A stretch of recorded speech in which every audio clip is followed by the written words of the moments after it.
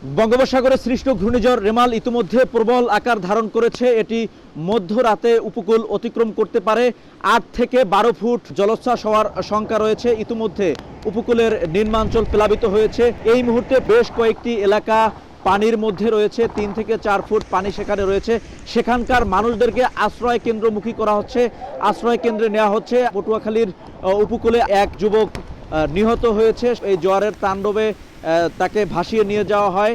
ভাসিয়ে নেওয়ার ১ ঘন্টা পর তার মরদেহ উদ্ধার করা হয়। এভাবে ঘূর্ণিঝড় রেমাল কিন্তু প্রখর থেকে প্রখর আকার ধারণ করেছে। রেমাল যখন উপকূল অতিক্রম করবে তখন জোয়ারের তীব্রতা থাকবে। সে কারণে জলোচ্ছ্বাসের বড় একটা শঙ্কা রয়েছে। প্রশাসনের পক্ষ থেকে সাইক্লোন শেল্টারে নেওয়া হচ্ছে, মানুষদেরকে মাইকিং করা হচ্ছে।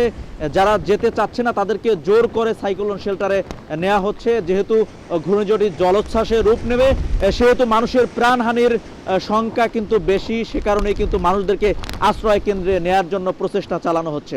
পটুয়াখালীর কুয়াকাটা থেকে শিকদার জাবির হোসেন, সময় সংবাদ।